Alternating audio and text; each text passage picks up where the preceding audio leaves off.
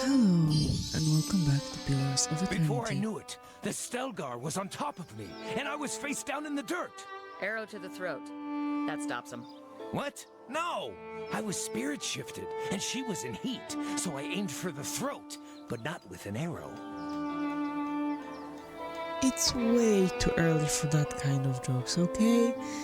And I mean time of the day, not the game.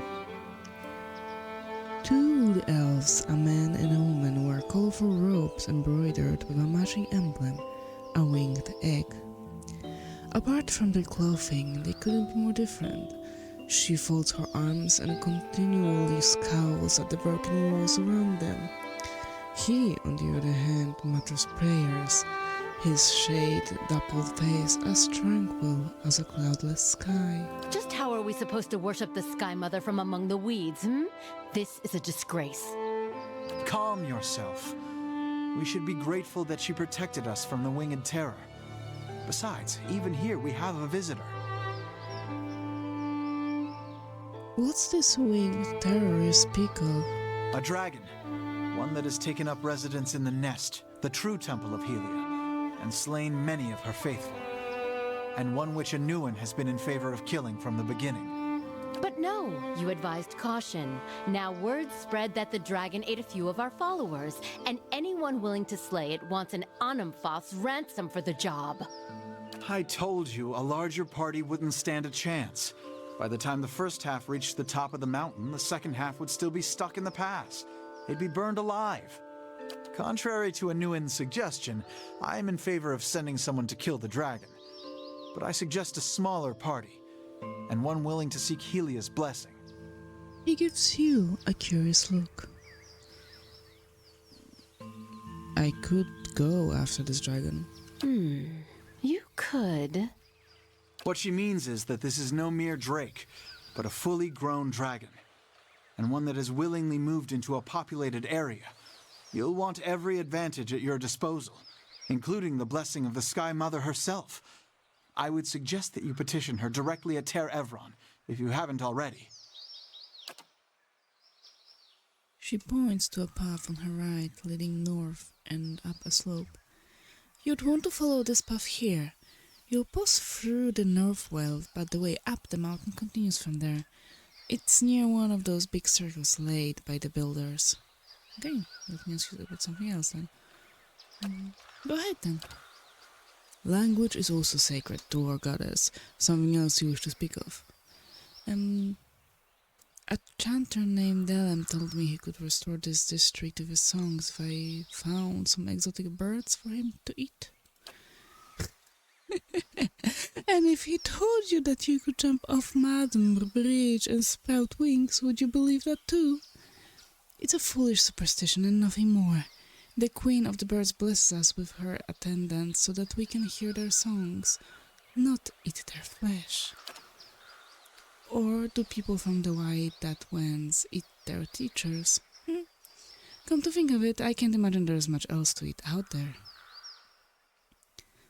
This is the Temple of Hela? You hear this, Wag? Relax, Anuin. I'm sure she meant nothing by it. Forgive my consort. She's been rather excitable of late. This is not, as you seem to recognize, our actual temple. It's merely a shrine we've set up after this business with the dragon. Yes, understandable. Regarding the dragon. Has this sort of thing happened before? Never. Or our order would have started to resemble the Fangs a long time ago. How did the dragon come to be here? With a great beating of wings and a fiery roar. Who knows why those beasts come and go? It's here, and that's what matters. If you're asking why this has happened, only the gods know. I suspect it's a test of faith from Hela herself, but who can say? Well said, Hiravias interrupts with a chuckle. These two have a little bit of whale in them. He breathes in deeply, smiling as if awash in the smell of baked goods. This is a mystical playground controlled by unknowable deities. There are so many other things to worry about than the how and why of, well, anything. When did the dragon first show up? He looks skyward, thinking, It was several weeks ago. The creature cloaked the sky like a thundercloud and descended upon us all at once. There was no warning. Can you tell me anything else about the dragon? She opens her mouth, a crooked sneer on her face, but seems to think better of whatever she was about to say. After a pause, she says, Nothing. We truly wish we could tell you more, but we, like the rest of Hiela's faithful, were running for our lives, and we were more fortunate than most. Perhaps there is a reason that this has happened now. Let us be clear. You suggest that there's some misdeed in our midst, that we've committed a crime against our goddess or some other, and received our just punishment. Onwen, please. He lays a hand on her shoulder. She shakes his hand off. I don't know why these things happen. Why our own mother goddess allowed scores of her followers to perish among flames. She narrows her eyes, speaking between her teeth. And if you ever discover why, I invite you to come back and tell the rest of us. Okay, that's all I need to know. I would like to know more about Hiela. Why, she's the goddess of song, art, the sky, and maternity. She's gentle and brilliant, speaking to her followers in dreams, inspiration, and birdsong. It is said that she wears a cloak adorned with a feather from every bird known to kith or wilder, and that she manifests in the flocks themselves. Aye, and in the screams of childbearing, which I can assure you is not so beauteous a thing. And this is true, which is why midwives are widely considered clergy of Helia, as are many artists and poets. In any case, those of us who follow her feel closest to her splendor in a place where we might share light, song, and a view of the blessed sky. Okay, thank you. I think that will be all. Bye. Yes? What else? Oh, no, there's nowhere we can... Nothing we can see here. So instead, let's go up here. This is above somewhere. Over here. No. Old song spells on reach.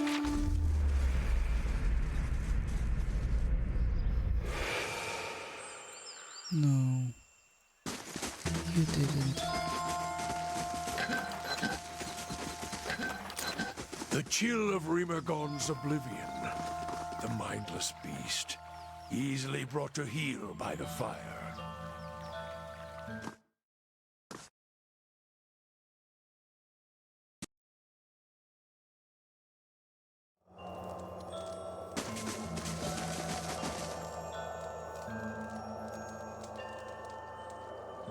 The pale elf searches you with ice blue eyes. She shifts and knits her fingers together. Welcome to Newfrost. Most of the temples currently closed for sacred ceremonies to Rimgrund. She forces a smile and waves to the eastern doorway. The shrine is to your right. You're welcome to make your offerings to Rimgrund there, but the rest of the temple is off limits.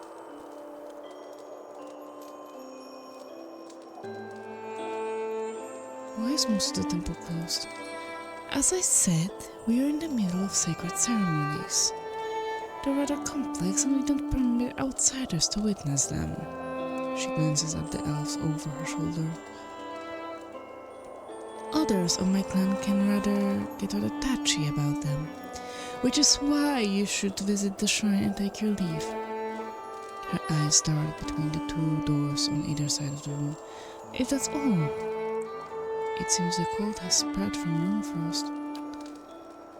Rimmergand is the god of winter. It's been many years since his temple was attended, so there's nothing strange about a little chill around the place now. If it bothers you, then perhaps you should go.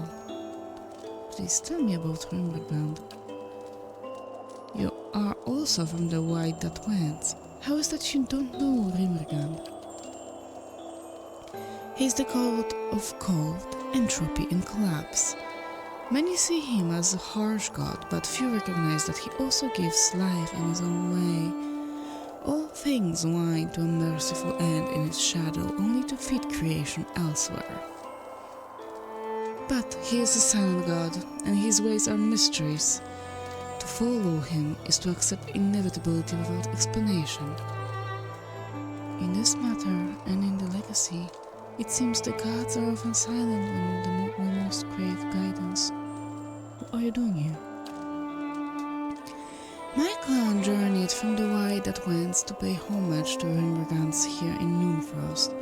We would learn that this place had been abandoned for several years, and we felt it our duty to tend to one of our god's oldest temples. She rolls her shoulders back. It has been a long journey, but Rimgard demands endurance. No doubt he'll reward us for ours. Sagani's mouth is set in a grim frown. I hope it is. Okay, thank you. We can go to the east.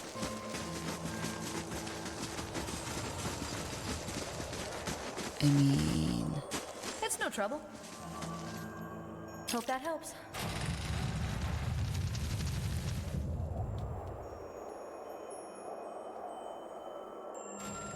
You can go away.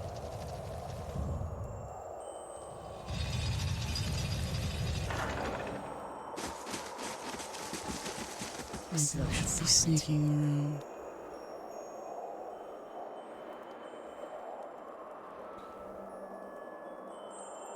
It's no trouble. Yeah, sure, it's no trouble. Hope that helps. I suppose it can't be helped. Hope that helps. What? Crystal key. Thick patches of fur cling to the top Zawa is leather. ready. Oh, this way unlock with white crystal key. I don't want to go over there yet. This is what opens. How about that?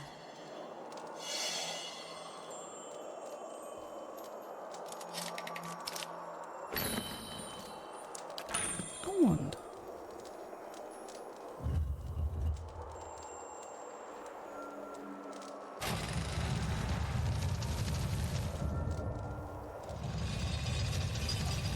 Who would have believed that we are actually sneaking?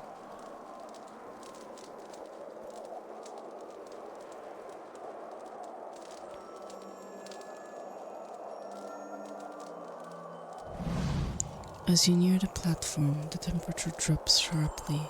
Something saps every last bit of warmth from the air, leaving in a breath of your lungs cold as it escapes your lips. You see a doorway filled in the glow with glowing eyes. Silhouetted against it is an elven man, his arms outstretched. Gods, it's gotten so hard to concentrate. You're not one of us. The others won't be fooled if they find you sneaking around. What's going on here? We're reaching out to Rembrandt. The last way we know how. He turns back to the frozen art. Please, I must concentrate. I'll go then. Quiet.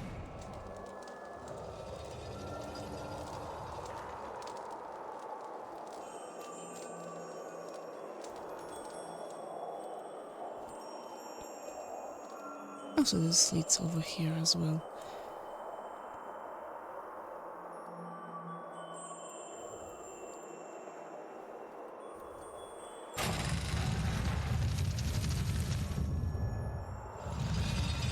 I have no idea why it's opening and closing.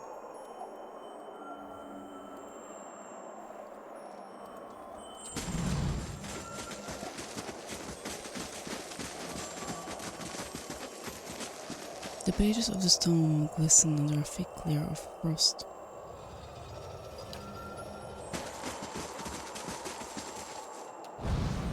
And getting over there.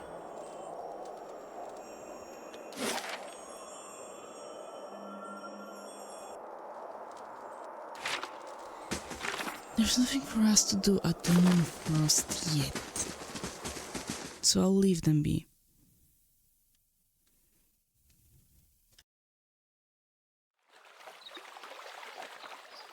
I don't want to anger them for no Does reason. anyone have any extra rations? I did some white leaf and now I'm very hungry. Stop doing drugs, okay? Let's go here. I'm rich. By the way, we were looking for someone, weren't we? Forest surrounded by blackened trees and rumbling ruins. Blackened trees and crumbling ruins. You must gather your party before venturing forth. Black meadow, maybe?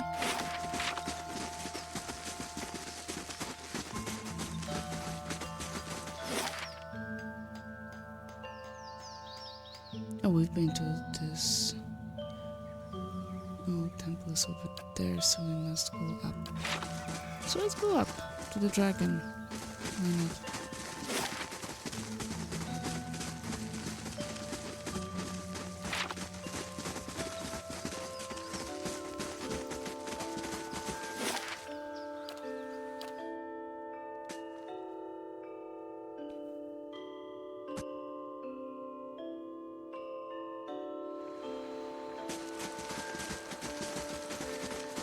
The figurine. It's glowing. Oh, so there's in here after all.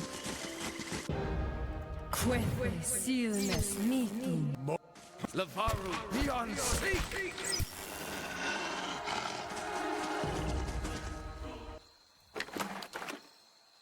Tracks long and shallow head east. They're speckled with blood. Arrows, crude and fledged with bright feathers, protrude from the corpse.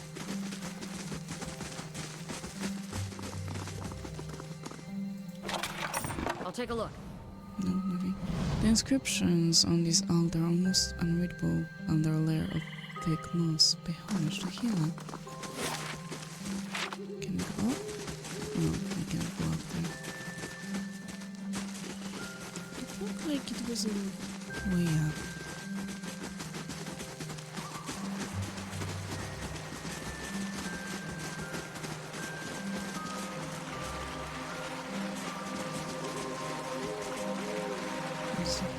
This spear, broken in half, has ornate glamphton etchings on the two halves of its shaft.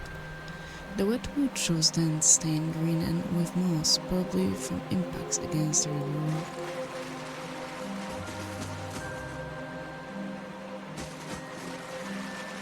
Oh, so we accidentally wound up where the tracks ended. What? Sweeney hides in the tall underbrush. Twigs poke out of her hair. Chunks of dried mud cling waist-high to her leather leggings. Quiet! Keep low. Take a look. She points up to the ridge. My friends are up there, over the lip of the hill.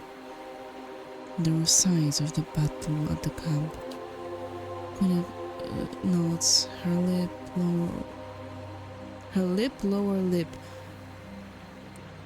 lower lip crushed beneath her teeth.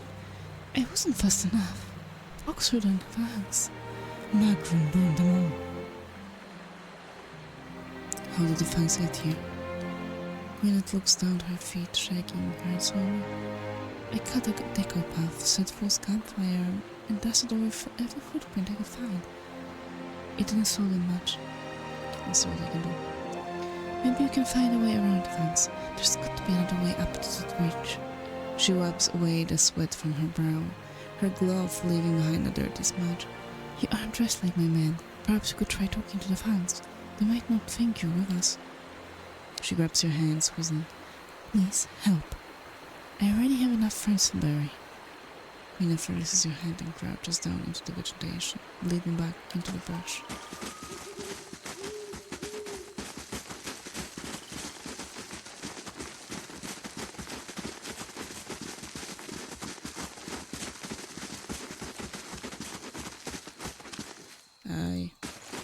What brings you here? An elven woman stands beside the stag, petting the great beast on its neck. As you approach, the animal jerks its head in your direction and rears up. Stillness! The woman orders the stag, pulling on the skin of the stag's neck until it ceases to buck. Easy now. No need to fight. Yet. She turns to face you. One ear is missing its top half, and many battle scars raise her otherwise smooth skin. More foreigners. More unclean feet trampling on our land. More blood to feed the trees. She shakes her head. You should not be here, Estramor. If you are here in our lands, it is either to steal from us or to aid those who would. She gestures to the north, at the ruins of Engwithian buildings protruding from the underbrush. The wooden mercenaries. Looters. Can you hear their panicked whispers? Leave this place at once, or we will kill you when you finish with this, Estramor. I am afraid of Air Glanfa. She holds her gaze on you. The great stag stomps its front hooves on the ground and turns to its master. Do you speak the truth, foreigner? If you are indeed a friend, you would respect our lads and not defile our sacred soil with your trespass. The woman clenches her jaw. Its muscles quiver under the pressure until, suddenly, calm returns to her expression. If you have no bonds of kin or kith with the looters, I will give you a chance to prove it. She draws one of her swords and with a swift arching motion points it to the ruins beyond. The invaders must be purged from our lands. Prove your worth and we will believe your words. Tell me about these mercenaries. Raiders, looters, same as all the other wooden thieves that pillage our lands. The woman touches the oblique stab where half of her ear used to be. We tracked the Erudians from their first step beyond the Great River and waited for them to err. They always do. We claimed half their pack in our first assault. The cowards that run now huddle to the north. When the wind turns, you will smell their fear. If they surrender, will you let them leave? Softness such as yourself will not bring them to heel. Their greed knows no bounds. Their memory honors no history. What use have we of prisoners? What example do we set to others by letting them live? She shakes her head. Where will we forgive again? Okay. I'll see what I can do. The elven woman sheathes her sword and reaches to her stag. The animal lowers its head to meet the caresses of her head. Gentle, strong. We wait here to welcome you back as warrior and friend. I thought they would agree directly to kill them.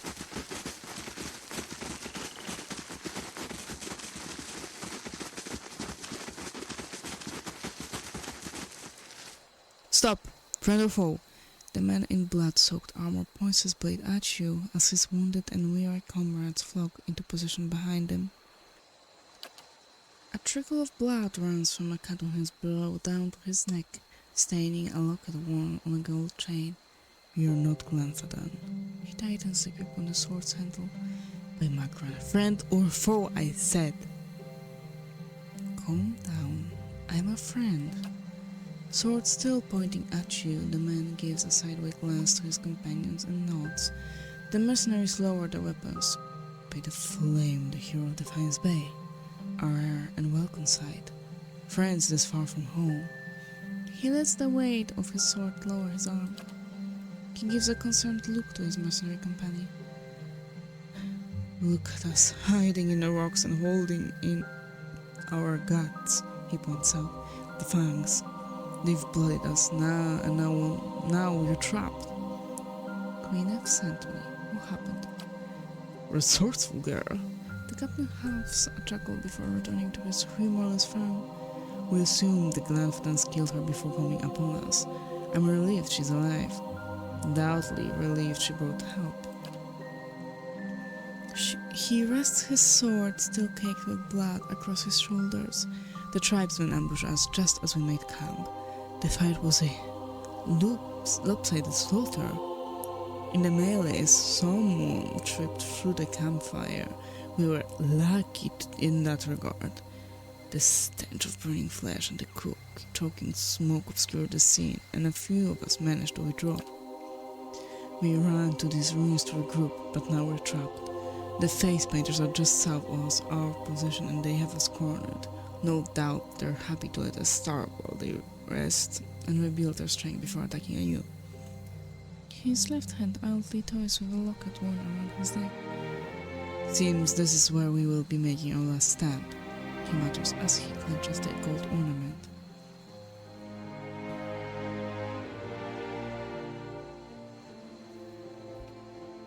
If the hunters are to the south, can you flee to the north? We could run that way, maybe evade the Glenfootans if we're quick, but the captain looks over his shoulder and shakes his head. We've spotted a pack of steel gears up there. Given the options, I would rather some face painter kill me right quick than slowly, bite by bite, to a feral cat. He glances northward. If I didn't know better, I would wager those beasts are working with the tribesmen, but I'm sure they're just here following their stomachs. Just look at us, limpering on our injuries and covered in blood. We must smell like butcher's shop. Well, at least you didn't lose your locket in the scuttle.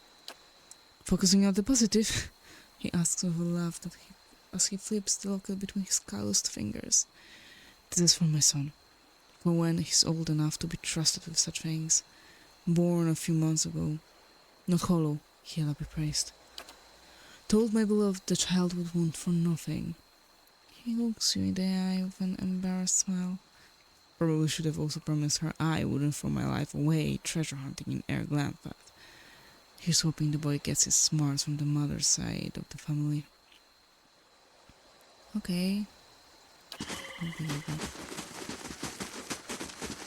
I mean, if we get rid of the cats, that should do it.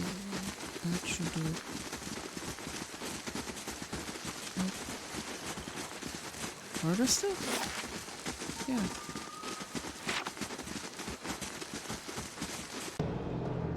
Quick.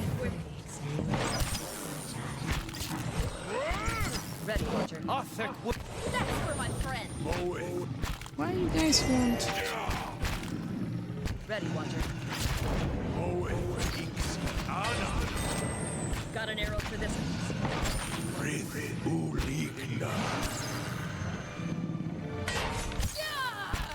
I don't know why the AI helping is I'm here. not always working.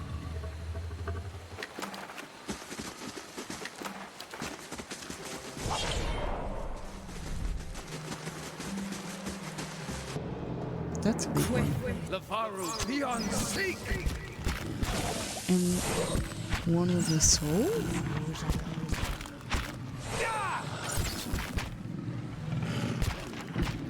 My mind feels sharp as steel.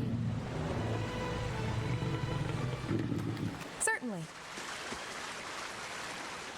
Over a ground hardened by dry blood and stumped leaves, the corpse of a giant stallion grows with flies. Its flesh has been pierced and cut, as if stabbed by spears and slashed by swords. You touch the dead stalgir's flank. A cloud of flies steers into the air, and suddenly you feel the creature's remaining essence. The world around fades away. The pack rests. Rock shelter the young, full bellies. You turn away and look beyond the trees. The moon breaks over their swaying canopy. A scent in the air stirs a tingling in your mouth. You slide into the shadows, the taste of hunt filling your nostrils. Light shines on the stones by the water that falls. Prey down below, two-legged, hair like dry grass. It moves near the water that flows. Thin legs, slow, noisy, unaware. It holds a sharp stick. Two-legged hunter, weak hunter. Prey, closer prey, bright moon prey, into the dark. Pain on your side. A sharp stick pokes out of your flank. You roar and shake it. It snaps, breaking on the stones. Wet stones, your blood. Leaves rustle. You look. Another two-legged, another hunter. Thick legs, silent steps, striped face. Strong hunter, enemy. You leap, aiming at its neck. It moves fast. Your claws find flesh, ripping it deep, ripping it down. Wet leaves, two-legged blood. It howls. It fights back. Long claws cut through the air. They slash at your flesh. More pain, sharp pain. You strike, it strikes. Hot blood on your claws, hot cuts on your chest. The world goes red. Your strength fails. You can't breathe. The two-legged hunter looks down. Wet ground, our blood. Sharp stick above its head. Bright moon above its head. Strong hunter. The world goes dark.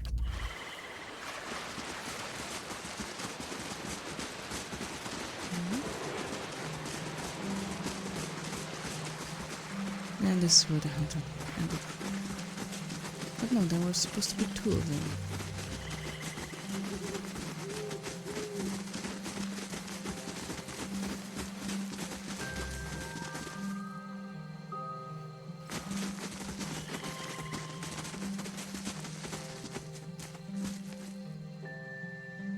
You come upon a clearing and see a group of Glenfathans standing in a circle.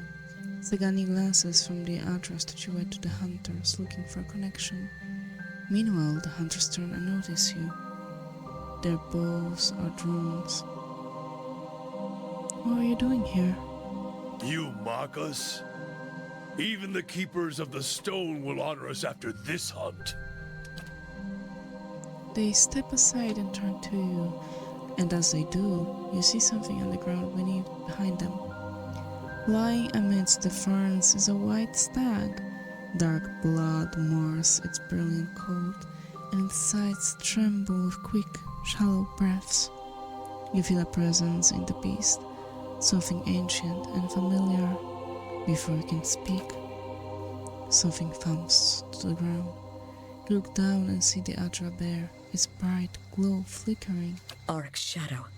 Sagani draws up beside you, her wide eyes fixed on the dying stag. Kiravia sniffs in the air, and a look of bewilderment spreads over his face. That white stag! A man's soul stirs within the poor creature. One of the hunters takes a step forward, and Sagani raises her bow and arrow knocked. Any closer and you'll bleed out next to him. Her voice is low and tremulous. I never thought I'd prepared myself to meet a stranger. To share the honor and history of my village with someone who had no knowledge of us. Even someone who'd scorn our way of life.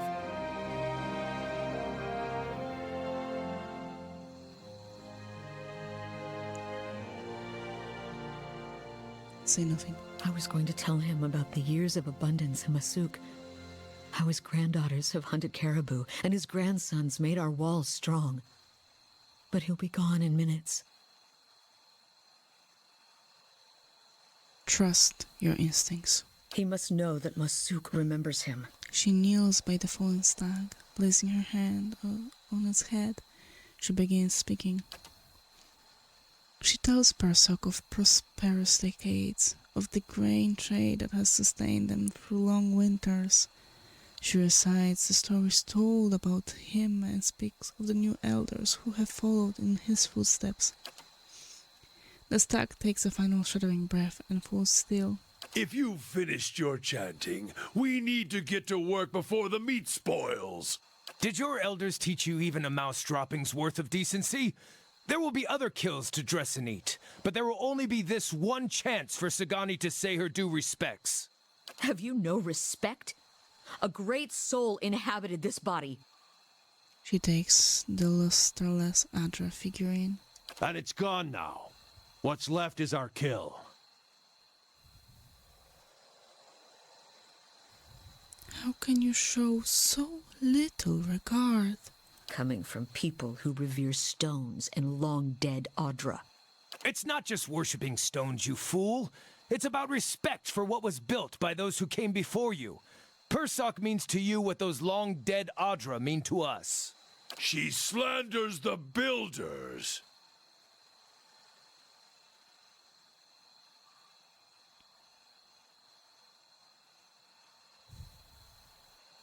Are you so quick to forget all I've done for the Fangs?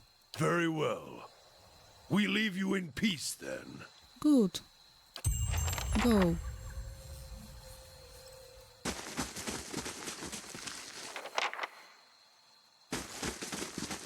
assholes. But I'll end this part here, so for now, thank you very much. Stay alive, and see you soon. Bye.